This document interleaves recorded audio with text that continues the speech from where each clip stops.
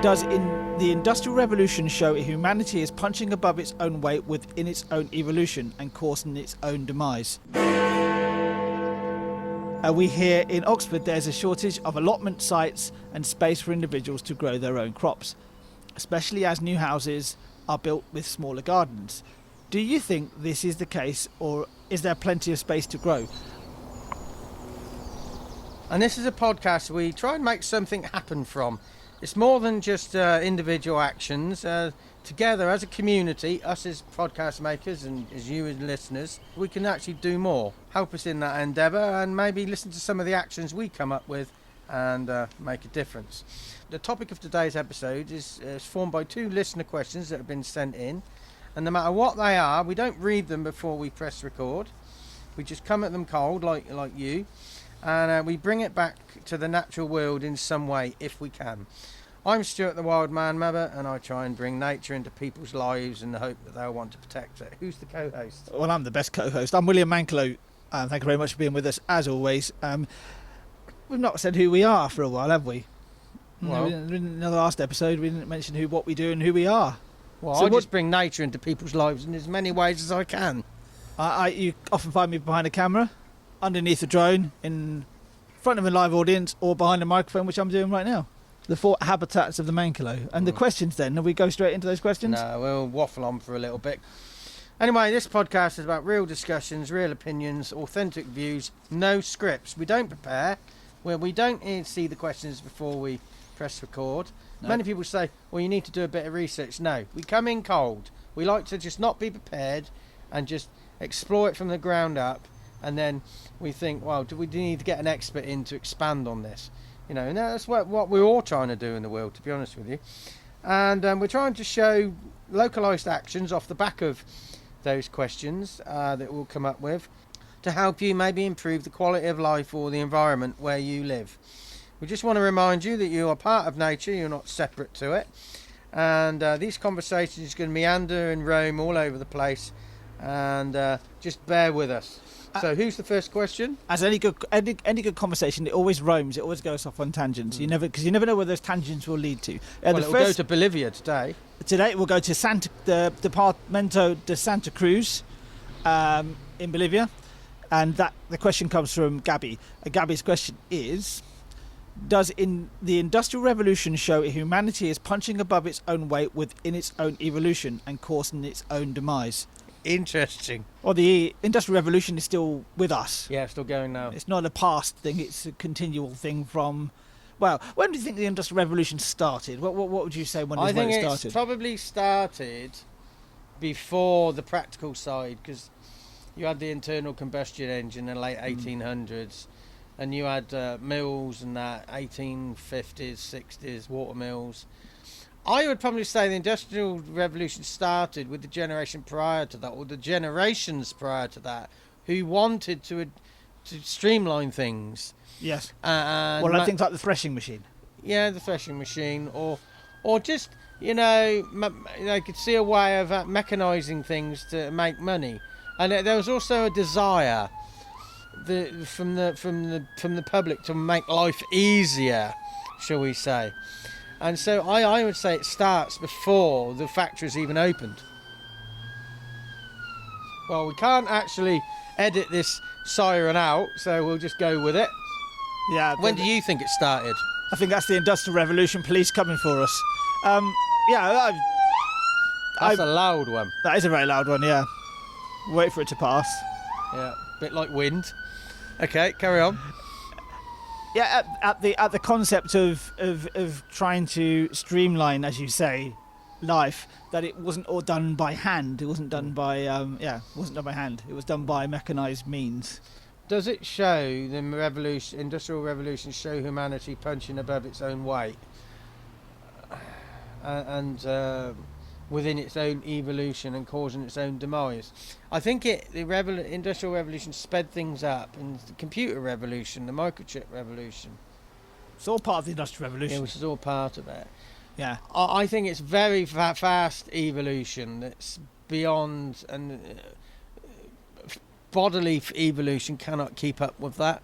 and mind evolution can't. And I think to show we're punching above our weight, we don't actually understand the consequences, and we don't care. Yeah, but consequences biological evolution is a lot slower. It's far slower than human lifetime. So we are still in so much the creatures of 20,000 years ago. Yeah. We're still that's still how we're built. Yeah. And it kind of reminds me of a little bit like how I was at a birthday party very recently, and somebody noted that their friend had said that they still feel they're in their 80s, but they still feel like the same person they were when they were 5 years old.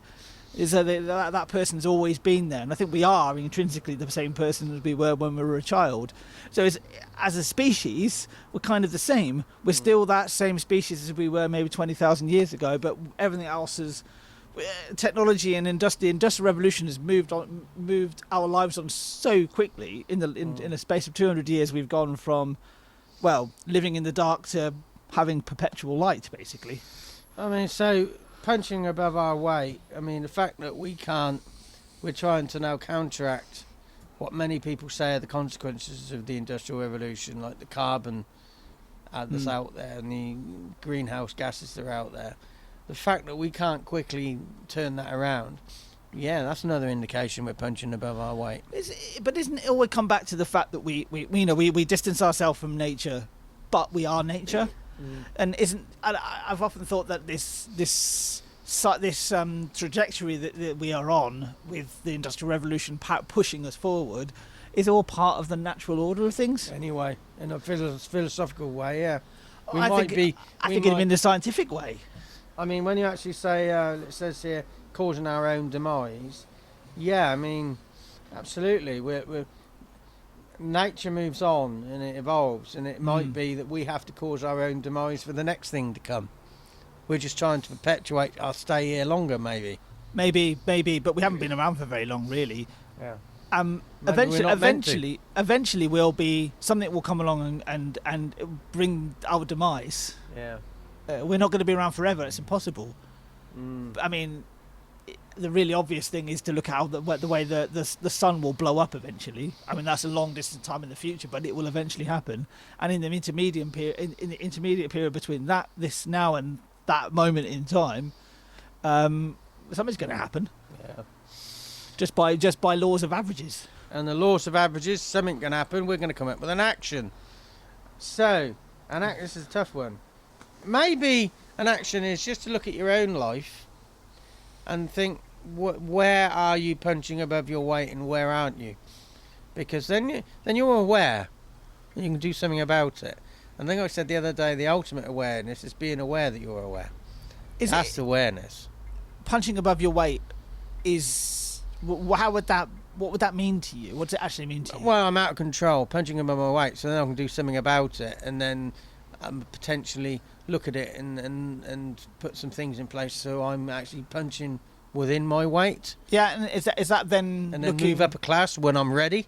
Is that then looking for contentment in your own life as well? Not necessarily. Well, it's just the fact control. That you're content with what you've got and you don't necessarily need to push yourself any further. You don't need to work hard. Maybe never thought of that. You never need to work. You don't need to work hard. You need to work smart. Well, I never really thought of it like that. But it's more, I want to be in control, not waste my time not being aware. So I want to be aware of things I'm doing well, things I'm doing bad, and then I can decide whether I want to. Because I always say, do one thing well and then move on. But then, if you know you're doing one thing well, you then got the choice of whether you move on or just, and that's where contentment comes in. Yeah, maybe. Maybe just analyse your own lives and. Right, a local question. At last, something local. Yeah, it's been a while, hasn't it? But so we've analysed Gaby's question enough, do you think? Yeah, I would. We'll move on to Simon's question. So Simon's from Chislhampton in Oxfordshire, a nice part of the world. Oh, that's Cuddesdon. Lovely village. That's Cuddesdon, isn't it? Yeah. Simon, Chislhampton is actually a nice village. Is it? Right. Right, go on. Simon's question is a lot more local question. We hear in Oxford there's a shortage of allotment sites and space for individuals to grow their own crops, especially as new houses are built with smaller gardens. Do you think this is the case, or is there plenty of space to grow? I think there are. I mean, allotments are, as far as I remember, an echo of the Second World War. Yeah, dig for victory. That's really where they came from, wasn't it? I think there's room here for guerrilla gardening. Just go out there, find a green area, ask the council if you can just grow some things on it, and they'll probably say no. But if I do know that if there's 6 people live within a certain distance of each other and they want a piece of land to grow on, the council are legally obliged to try and find them somewhere. But there is plenty of guerrilla gardening opportunities. But there are also vulnerable people in our communities, old people who used to do their gardens. And they get depressed now because they look out on their garden and they say, I remember when I used to have potatoes there and I used to have dahlias there. And many people look at an old person's garden, they don't see this, but I see undulations in lawns, and that's borders that have overgrown and flower borders and vegetable plots, and they've turned into lawns now, and they're uneven. So you can see how things were. And I had a client years ago, I did his garden, and I only ever saw it. It was a knackered old greenhouse. There's brambles everywhere, but you could see it was something quite stunning. And I actually saw a photograph put on Facebook, probably about 5-6 years ago now, and it was a picture of my client 30 years ago. And I could see how the garden I'd done, which was overgrown, how it used to be. Anyway, you got all these people like that sat there depressed, and you got younger people who want to do gardening, but their houses that they're buying, the gardens are too small, or the builders have left them with awful growing ground, and because builders see soil as dirt, not as a living organism. Yeah. And so knock on the door of one of your neighbours who may be old and leads a bit of company and say, in return for allowing me to use your garden to grow some vegetables, I'll pop in, keep an eye on you, and you've got a bit of company because I'm coming in every day to look after my plants. Their gardens are there. So I don't think there is a problem with availability of allotments, but there's not a shortage of space. Never has been, never will be. Anyway, a bit of silence there, and action.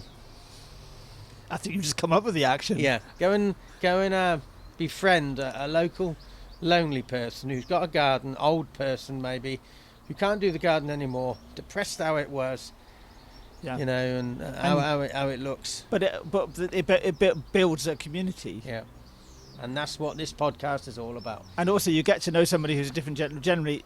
You could be getting somebody who's a different generation to you, who has a different outlook on life, and you have a different outlook on life to them, and you can share those things, share those qualities with each other.